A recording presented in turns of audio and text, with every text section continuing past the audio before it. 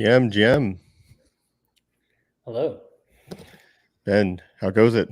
How we doing? Good. It's going well. How are you, Hunter? Pretty good, rocking the correct gear today. Arbitrum hat, espresso shirt. Yeah, love it. It works both ways, you know what I mean? Because the crypto natives get it, but those who don't just think I like coffee. Yeah. They honestly, the colors go well together too. The hat and the shirt. Oh yeah. Top No, notch. perfect match. I needed to think about it. Very excited to be with you here today, Ben.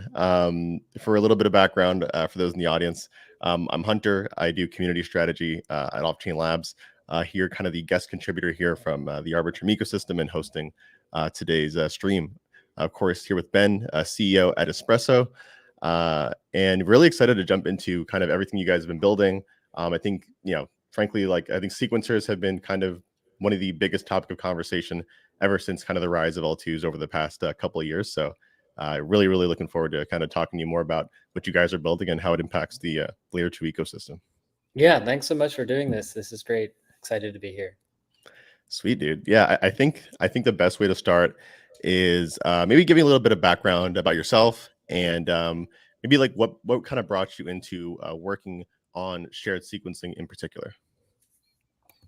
Yeah, a little background on myself. I've been working in the crypto Web3 industry for a long time. Started as a researcher and an academic, more than 10 years ago, and was doing a lot of research. Helped to build a number of projects like Filecoin, Chia. I was working on proofs of space early on, then proofs of verifiable delay functions. Got involved in the Ethereum community around that. And eventually started Espresso. Originally, we were building a different product around privacy, but we were also working on this very high throughput consensus protocol at the same time, and looking for niche applications of a high throughput consensus that could provide supportive infrastructure to the existing space rather than trying to, start a new layer one, which is so much about so many more things than just having a new consensus protocol. And layer one ecosystems are about a community, about their economic security, and it's wonderful to see how like Ethereum has essentially like won the layer one game and has built one of the strongest communities. And the path forward is in achieving chain differentiation and sovereignty and performance on the layer 2 and the layer 3. And so we realized that, wow, okay, there's still a kind of a missing piece here in terms of being able to achieve the best of all worlds in terms of performance and interoperability between these different chains that are flourishing on the layer 2 and the layer 3. And there is an opportunity here to use consensus protocols to solve that in a way that the layer 1 Ethereum protocol can't itself. Totally. Yeah, no, that totally makes sense. And I think it's cool because I think the way people think about like layer 2s right now is very similar to how people think about layer 1s, as in like I think they just assume that like validators and consensus and all these other things are the same on layer 2s as they are in different layer 1s. Like when people talking about, hey, like, can I run an Arbitrum validator? And I always come back to them and it's like, hey, you familiar with like what the term validator means on Arbitrum versus like any other layer 1? And that just kind of gets into the whole conversation of how things work and the fact that, yeah, it 100% makes sense. I think having more consensus around these different layer 2s is going to be really valuable, considering there's going to be already there's like so many. I think according to L2B, there's like 40 something, 50. Yeah. It's insane. Yeah, I think you guys have been working on like a couple of things ever since kind of your initial announcement, kind of partnering with us to kind of figure out shared sequencing, as more particularly talking about time boost. We'll get more into that later. But ever since then, I know you guys have shipped a couple things, but your first production launch is actually coming up pretty soon. Mind talking about that a little bit? No, definitely. And excited in particular to be talking to sort of the Arbitrum community here, and builders of L3s on top of Arbitrum, as well as anyone building with the Arbitrum stack, whether it's an L2 or an L3. So the first production launch of Espresso is coming up pretty soon. We're running the cappuccino testnet right now, which is basically going to be turned into a productionized system that's already running in the wild with about 100 distributed validators nodes across the world. And the first thing that Espresso is it's sort of a coordination layer for L2s and L3s, and it allows L2s and L3s to essentially reach agreement on certain meta information that is helpful for improved interoperability between them. And the first thing that this productionized version can give you, if you are an L2 or an L3 in the Arbitrum ecosystem, is much stronger fast finality that is going to be shared across any other infrastructure in the ecosystem. So in particular, bridge protocols right now, which may take a long time to to bridge out of your chain or between two different chains within the Arbitrum ecosystem or into another ecosystem, they take a long time today because they wait for L1 finality on Ethereum before being able to release funds. If, let's say, you have a protocol like a Cross that receives a payment on one chain and wants to then release funds on the other, they have to wait a really long time if you're an L2 or an L3 in the Arbitrum ecosystem. With Espresso, because it's a robust, fast finality layer that brings security on the level akin to chains like Ethereum, but at much faster speed, bridge protocols can end up releasing the funds much, much quicker because they have a much quicker notion of what is already final in your L2 or L3 chain, even before it's actually settled on Ethereum or on Arbitrum One. So that's the first thing that this productionized version can bring to the Arbitrum Orbit ecosystem: faster bridging between chains. Shortly after this production launch, we are going to release the Espresso marketplace, which will actually allow chains to sell their sequencing rights to external operators that we call shared sequencers. And these shared sequencers, if you sell your sequencing rights to them, can actually facilitate even greater interoperability between chains. A special case is a shared sequencer is a liquidity provider and can build two blocks for two different chains at the same time and move funds instantly between them based on trust in this shared sequencer. But there are even fancier things that they can do in terms of promising users that they atomically execute transactions on two different chains. You can imagine, atomic NFT swaps between two different chains, making a payment on one chain in order to get something on another chain, etc. So very excited for what's to come. And of course, there's also the time use collaboration, which is a bit more involved. So I won't go into that on this answer here, since I've already talked for a little bit while, but we can maybe get into that. It's so cool because I think that as time has gone on and we've kind of seen you guys and like release stuff out into the public and kind of iterate on what you're building on, it kind of feels like we're kind of like improving on kind of like what to call some of these things. Like I know you referred to as a marketplace. I feel like before we were kind of looking at I think you guys were referring to it as more of like I don't think you ever said decentralized sequencing actually. I think shared sequencing was always the right word, but it's almost kind of reminds me of like, and you can totally correct me if I'm wrong, like almost kind of how block building works and like MEV kind of with like L1 like Ethereum, completely different kind of end goal, I guess, but like, you know what I mean, how there's kind of like a different marketplace in a way for people to essentially kind of like sell rights to this block space. Is that similar or not really? Yeah. You're saying that, is it similar how in, so say that one more time. So you're asking if there's a similarity to the way in Ethereum validators are selling block space? Yeah, as in like kind of like how there's like a completely different market for like MEV essentially, right? I'm not saying this is like MEV necessarily, but that there's a completely different marketplace for it. People can buy and sell rights to it essentially. Yeah, that's kind of what it sounds like. Yeah, I think there are analogies to like building blocks in Ethereum, but it's much richer, sort of on the sequencer level for chains for L2s and L3s. And so, I mean, what I will say about this, and one of the reasons why we sort of shifted our mindset from initially building one shared sequencer to building sort of a marketplace for different shared sequencers, Right. connecting different implementations of shared sequencers and operators of shared sequencers to chains, is that you have to recognize that the L2 and L3 ecosystem is all about chain diversity. And every team out there is going to, has the complete, sovereignty to decide what is best for them. And there are many different things that you might want to optimize for. So Time Boost, for example, is a shared sequencer implementation that is going to optimize for front-running prevention and preventing latency racing games, certain things that happened with the Arbitrum One centralized sequencer in the past.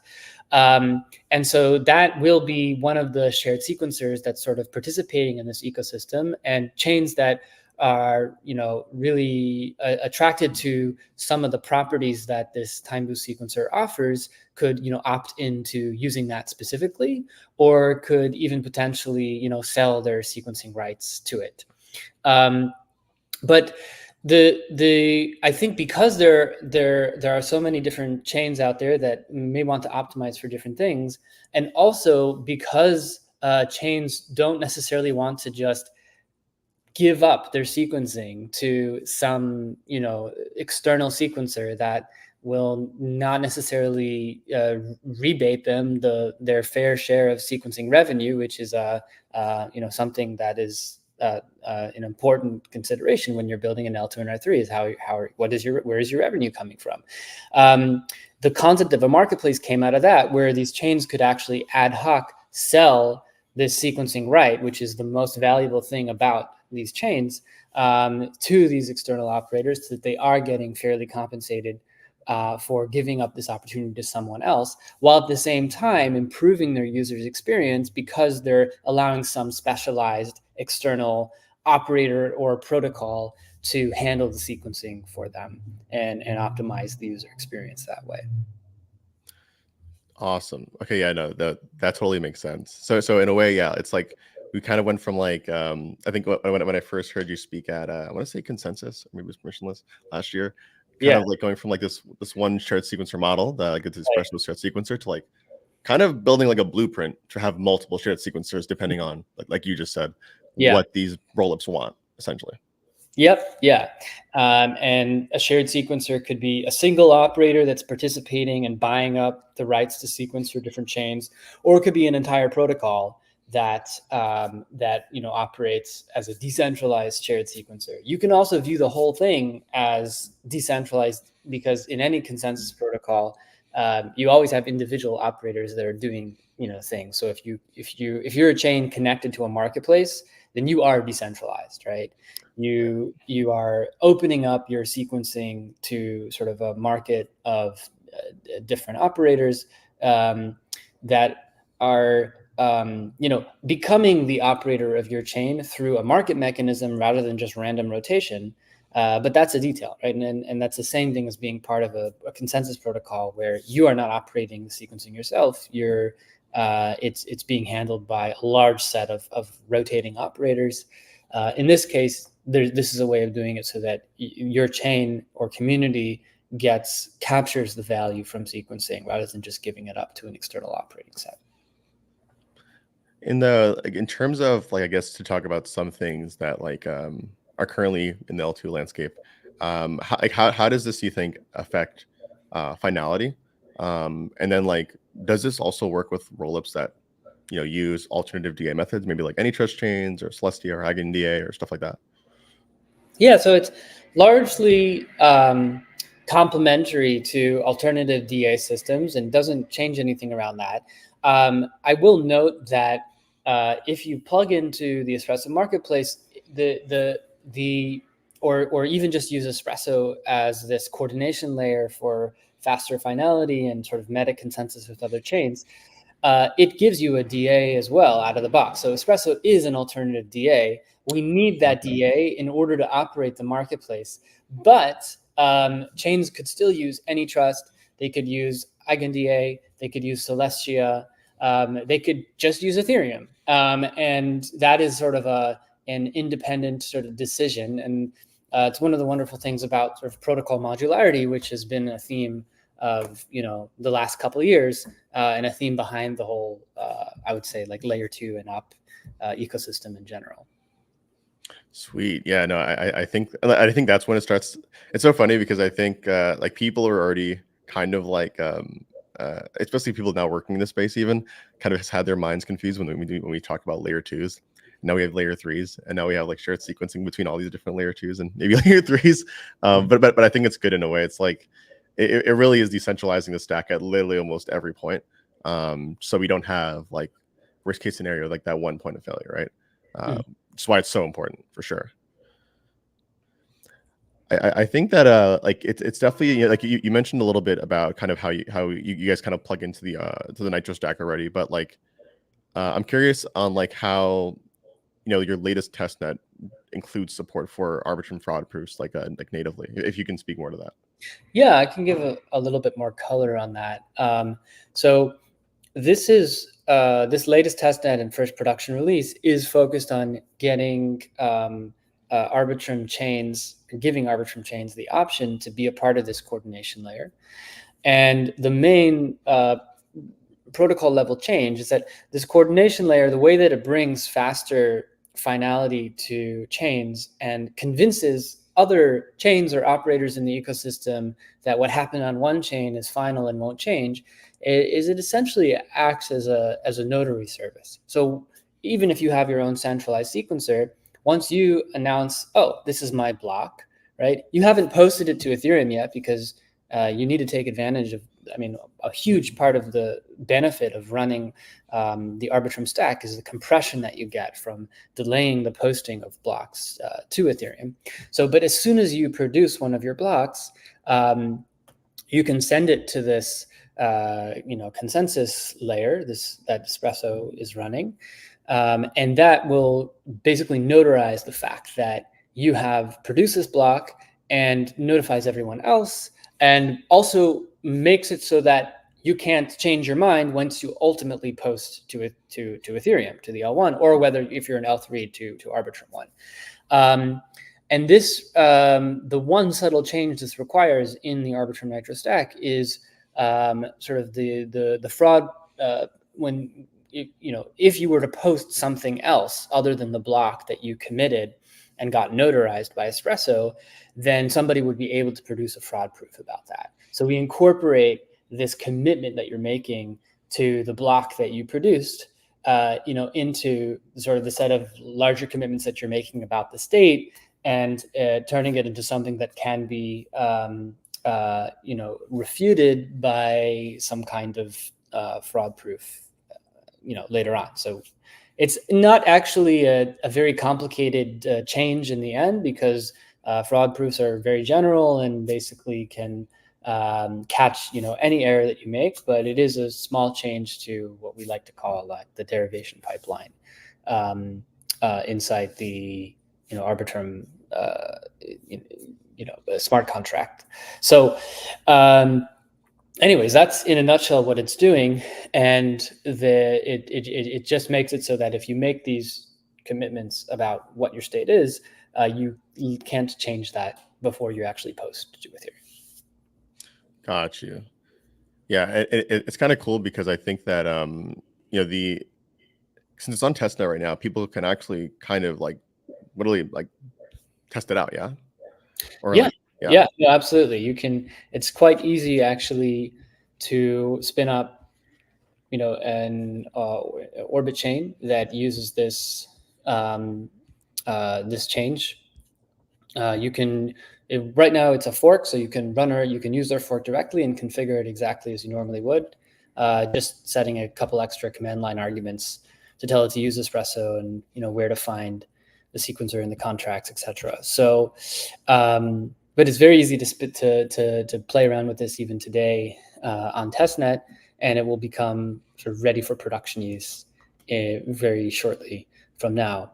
And I will say that this doesn't really change anything for the normal operation of an Arbitrum Nitro chain. I mean, under normal operation, when the sequencer commits what it's going to do, it doesn't change it, right? I mean, changing it would be something wrong.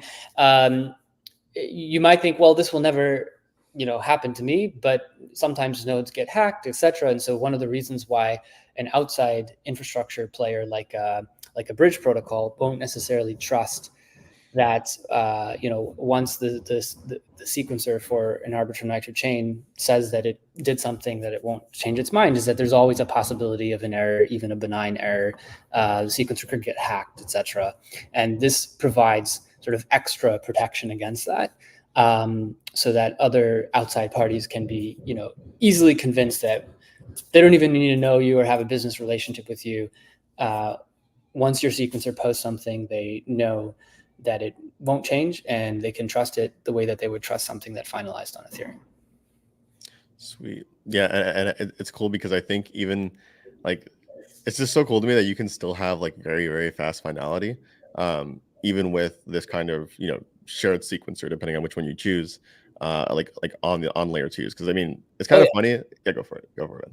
Oh yeah, I just want to clarify. So the fast finality is not a shared sequencer, right? So chains that even just have their own centralized sequencers, the first thing to do is to plug into this coordination layer. And Espresso is running a consensus protocol. It's not a shared sequencer at all.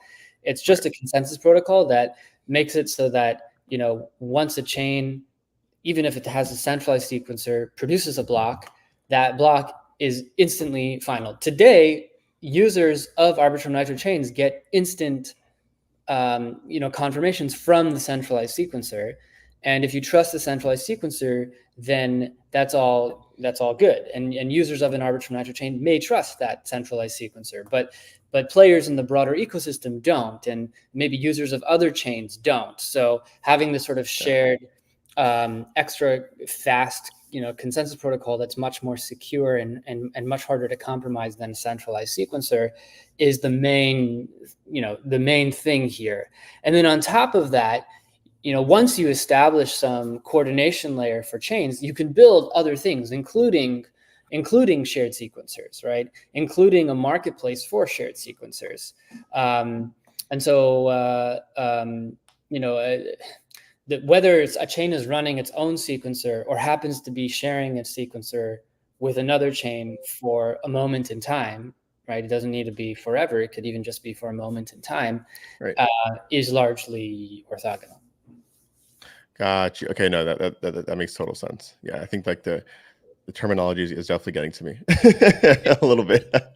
But it's then where does then I guess what I should say is Time Boost kind of already integrated into the latest testnet as well? No, so Time Boost isn't actually built yet. So Time Boost is a research project between Off-Chain Labs and Espresso. And the Time Boost is there's also a centralized version of Time Boost that Off-Chain Labs is working on, and this is essentially and it hasn't been to the best of my knowledge hasn't even been proposed yet, but it in theory would be a potential upgrade to a centralized sequencer within the Arbitrum stack that changes slightly what that centralized sequencer does, essentially it allows users to the centralized version of Time Boost allows users to, instead of just implementing a first come first serve sort of ordering policy, which is what the centralized sequencer does today, users can pay a priority fee to boost the priority of their transaction, but it's a very particular kind of curve that is chosen in terms of the fee that is paid in order to boost. And the whole idea here is to remove any advantage from being very close to the sequencer. So you should always just pay for a priority to have your transaction processed earlier in an earlier slot, rather than trying to co-locate close to the sequencer, which is what has happened if you're just implementing a straightforward first come first serve sequencing. And so that's like the centralized version of Time Boost. And then we've been collaborating with off-chain labs on a decentralized version that sort of achieves similar guarantees. One of the things that you want to guarantee in a decentralized version of Time Boost is front-running prevention as well. So even if you don't trust any individual sequencer, it should not be possible for these participants in this decentralized sequencer to front-run user transactions. And that involves building an encrypted mempool, essentially, that gets threshold decrypted whenever the sequencer produces blocks. So this is a research project between Off-Chain Labs and Espresso. It builds a, in particular, decentralized sequencer that has certain front-running prevention guarantees. It narrows the MEV opportunities to things that are just around arbitrage, and will essentially auction off just arbitrage opportunities. And that's not at all part of this current release. It's still sort of actively being developed, but will eventually become part of this whole ecosystem and will be available to chains who want to adopt that particular shared sequencer. Yeah, no, that's a great explanation of both, actually. I think I remember talking to Ed about it, and I remember the way he kind of like broke it down. At least for me, was like you have kind of like like the regular lane, which is just submitting a transaction through the sequencer, first come first serve, etc. And then you have kind of like like Time Boost, which essentially is kind of like a fast lane. Like like if you feel like driving a car, you pay the extra toll just to get in front of some people. I'm sure it's obviously a lot more complicated than that. But that's a great way. I love Ed's way of explaining it like that. Yeah. Yeah, and it totally makes sense too, especially like I've been here for about like 2.5, almost 3 years now, and I've had some people just come up to me and ask me like straight up, hey, like where's a sequencer? I'm like, I don't know. And if I did know, I probably wouldn't tell you. Just really weird questions. But yeah, no, I'm very excited for both, frankly. Like again, I think like decentralizing all this stuff, and then like even having this kind of extra layer. The way I would look at it, at the very least, kind of like value capture for potentially the DAO, depending on where they end up wanting to route it. If it does end up going for a vote for the main chains, I think it's just so cool. It's just like another way to kind of like bring value back into the ecosystem instead of like essentially just wasting it, on these different kind of like co-locating methods that people try to use. Totally makes sense.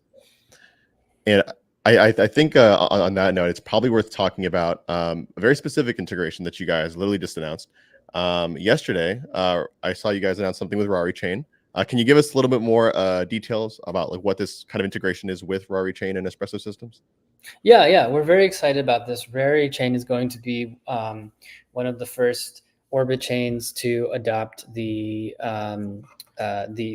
Espresso productionized version of Espresso that's coming out very soon, and they will benefit from being a part of this sort of shared coordination layer. And in particular, Rari Chain is very interested in having faster bridging, increased interoperability, not only with other chains within the Orbit ecosystem, but beyond.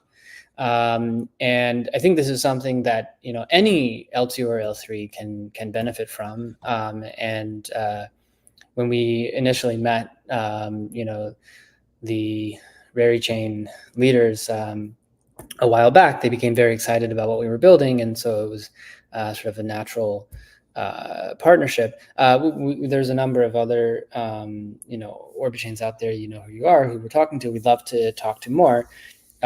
It's really any chain can immediately benefit from faster bridging by adopting Espresso today, even though we don't yet have things like Time Boost or the marketplace, which are really bringing other benefits beyond just faster bridging. And like from a I guess like from a builder's perspective, like from someone running one of these Orbit chains, like what does it actually look like for like them to actually integrate with Espresso? Yeah, so as I was mentioning earlier, I mean, what it looks like from a builder's perspective is it's quite easy. You can just use our fork of Arbitrum Nitro directly, configure it exactly as you normally would. You set a couple extra command line arguments, and voila, you can basically run something that looks exactly like an Arbitrum Nitro chain, but it is doing this extra thing, which is making sure that once the sequencer, you can even run your own centralized. You can run your own. You have actually two options. You can run your centralized sequencer, or you can just let this coordination layer sequence for you. So if you don't want to run your own sequencer, that's also an option. You can just be a decentralized. You can have a decentralized sequencer immediately and let the Espresso coordination layer sequence for you. But if you want your own centralized sequencer, you can keep that the way it is today. Espresso will just notarize the sequencer blocks that you're producing and make them instantly available in a trustworthy way to outsiders, including bridge protocols. And it allows them to much more quickly do things with the information on your chain, such as releasing funds. Sweet. And like, it's kind of cool because I think in a way, maybe I'm understanding it wrong, but it almost seems like it's actually even less of a lift to use Espresso then instead of running your own sequencer in that case. Yeah. If you're a new chain and you don't Yeah. want to run your own sequencer, then yes, you can view Espresso as basically taking care of the sequencing for you. But if you're an existing chain or you're a new chain and you really want to run your own sequencer because you're concerned about sequencing revenue capture, for example, then you can continue to do that. Now, the marketplace will shortly follow. And one thing about the marketplace is if you, even if you don't want to run your own sequencer, then you don't have to run your own sequencer in order to sell, your sequencing rights through Espresso. So if you wanted to have Espresso basically run sequencing for you, you're still going to be able to market your own block space and be the beneficiary of the revenue that is being generated by this decentralized sort of Espresso sequencing set. And so that will follow shortly, after this initial production release, for both chains that want to operate their own default sequencer, in the event that someone else doesn't pay enough to take over, right? Or for chains who don't want to worry about sequencing or operating their own sequencer, and they just want to make sure that they're at least being compensated from whatever revenue is generated, but don't have like some minimum bar that needs to be cleared for that sequencing right to be taken by someone on the open market. And is this, or what I should say is, which RAS providers currently support this kind of integration, if any? Yeah, so we've been working with Caldera and AltLayer primarily. Caldera has supported us, a lot already within the Arbitrum ecosystem. That's awesome. So like, literally, it's kind of just plug and play if you're using Caldera, pretty much. Yeah. So as I said, it's very easy, to integrate an Espresso into your Orbit chain if you're doing it on your own. If you're working with a RAS provider, I guess it just becomes even easier in theory because you just tell them that you want an Espresso Orbit chain and they take care of all of it for you. It's like a topping on an ice cream. A very important topic.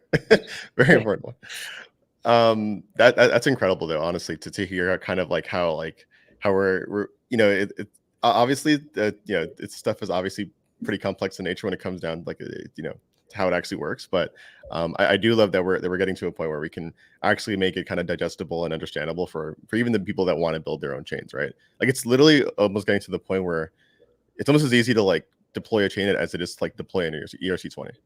It's actually insane to me. Incredible. What does then the roadmap look like for you guys? I mean, obviously you guys the latest testnet is, by the way, I forgot to ask, it's Cappuccino, right? Technically Cappuccino is the latest testnet. That's right. Yeah. I know my coffees. Yeah, so you're integrating Time Boost, I guess at some point as well. What else are you guys excited about kind of coming soon? Yeah, well, I mean, firstly, the market. I mean, we have in front of us first the production release, right? Getting people on that. The marketplace we want to follow very shortly after, and the marketplace mechanism also will sort of initially be run in sort of a more centralized way, just to make sure that it's running well, and then it will sort of be decentralized and run by this Espresso coordination layer in a very decentralized way. So there's that piece that's like a huge piece, and then of course there's our work on time boost. I would say that and the time boost is sort of a monumental effort in order to, because it's a very, very cool design, and it brings a very interesting, well thought out sort of niche set of properties to chains that and I do believe that sort of when that becomes available, many chains will be interested in adopting that. The Off-Chain Labs research team is primarily the brains behind this, and we've been helping out in terms of working on the design with them as well, and we're going to be implementing it. The other thing that I'm excited about is, there's a lot of adjacent infrastructure that's being built around, cross-chain building. That once you introduce a marketplace, you're sort of connecting chains to specialized operators that we like to call sequencers. And when it comes to talking about these specialized operators that are now sequencing for multiple chains, well, you need to have sophisticated actors that are actually building for multiple chains. And there isn't a lot of software out there yet that actually builds for multiple chains at the same times and is able to receive requests from users that say, hey, I want to do this thing on this chain and this thing on the other chain and have both of them happen together, right? Even the language for making those requests and then fulfilling those requests is not really there yet. So there is all this adjacent sort of infrastructure that people in the builder ecosystem are getting interested in, and we're working with them. There's also different ways of enforcing cross-chain promises that users might have. If a user is requesting that they want to have some payment on one chain atomic with some NFT transfer on another, that they could either trust this cross-chain builder that to actually just honor their promise, or it could be enforced using trusted hardware. And so there are teams out there that are building trusted execution environment builders that are able to make these cross-chain promises. And so all of this is very exciting, and we want to make sure that we're positioning our infrastructure in a way that can be easily integrated with this other infrastructure that's being built. Do you think then, like, because I mean, like all this stuff sounds like amazing. I mean, I feel like this is kind of the thing that we'd also need to get, like, kind of pretty much like the broader app ecosystem, wallets and whatnot, kind of like also kind of like heads down, kind of integrating as well. Because, for example, to your point, if I want to make a payment on one chain and a NFT swap on like another or something like that, a ton of UX needs to be overhauled, like on existing wallets. Yeah, that's right. Yeah, existing wallets today don't really have a way of expressing that. We do see the capability, these days of, building some customizability on top of things like MetaMask, etc. And so with MetaMask snaps and other things like that, like I do think that this will be possible. But you're totally right that there is stuff that needs to happen on the cross-chain builder side. There's stuff that needs to happen on the wallet and the UX side, and all of that is important for people to be able to take advantage of the new things that are brought by things like Espresso, things like Time Boost. Sweet. Yeah, this is great, and it's cool because I think there's going to be so many different ways to participate. I think in the Espresso ecosystem. One thing that I think I'm not sure you may have touched on. I apologize if you have, but like running an actual sequencer, like how is that gonna look like? Is it going to be kind of similar to how one would run like an Ethereum validator, for example? You kind of get a machine, you use the command line interface and all that other stuff, or like how are you guys looking at that? Yeah, running a sequencer is more sophisticated than even today, right? Than running an Ethereum validator, because Ethereum validators, largely sort of just outsource the building process through MEV Boost. And sequencers today for chains are, beefier in a way than just, your random Ethereum validator, because they're actually acting as a builder at the same time. Now, I would say that if you want to participate as a sequencer, sort of as an infrastructure provider, in a marketplace and market your services to chains and offer, for example, the service of being able to sequence from multiple chains at the same time, then you need to play an even more sophisticated role, because now you're building for multiple chains.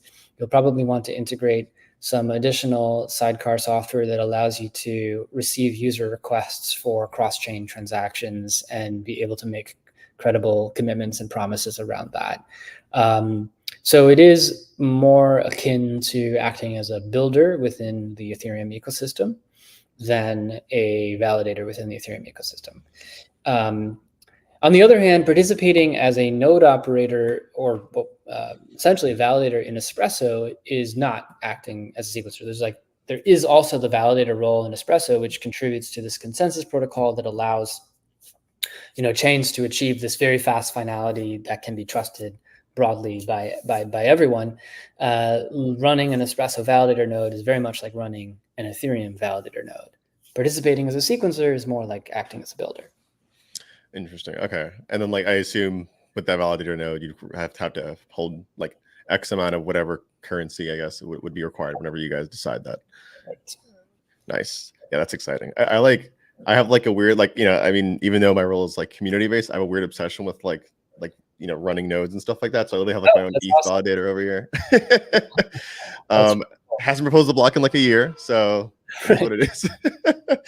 But yeah, that's very exciting stuff, though. I think we're really looking forward to kind of like continuing to work with you guys and like make sure that the future of ETH scaling is more credibly decentralized, both from like a trust perspective and of course decentralized security safety perspective. Mm-hmm. For those looking to maybe build with you guys, get involved in the community, or just learn more about Espresso, like how would one do that? Yeah, get in touch with us. Just directly. We love to hear from all builders in this space, and right now, particularly from people who are building the Arbitrum ecosystem, since that's really been a focal point for us. This production release of Espresso is really primarily targeting the Arbitrum ecosystem. Other ecosystems can also leverage what we've built, but they would have to do a lot more work to build the integrations on their own. Like we've built the integrations for you so that it is really easy for you to, go through a few clicks and configure your chain to leverage Espresso. So, you can reach out to like me even directly. Ben at espressosys.com. If you go to our website, there's a way there as well to get in touch. That's espressosys.com. You can always tweet at us on our Twitter handle, espressosys on Twitter. So there's multiple ways to get in touch, and we'd love to hear from everyone. Sweet. Yeah, guys, you're here first. Make sure to like just tag Ben like frivolously on Twitter as well. I'm sure he'll appreciate that. Yeah, Ben, appreciate you for coming on today. And yeah, look forward to seeing more kind of Orbit chains utilizing the Espresso systems sequencer. Yeah. Thanks, guys. Okay. Anna, I guess you can close out.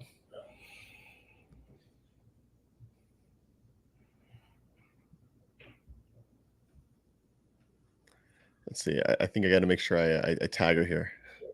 There you go. And also, for what it's worth, just to kind of, I guess, end off on a funny note here, we're actually simultaneously casting to Senko, which is also, I guess, a streaming software, a streaming service that also is its own Orbit chain. Oh, wow. So there are people in the audience right now just asking actually about this as we speak. So it's pretty funny. Awesome. Look at that. All right. Okay, Ben. Sounds good. We'll catch you in the next one then. Okay. Take care. Yeah. Bye.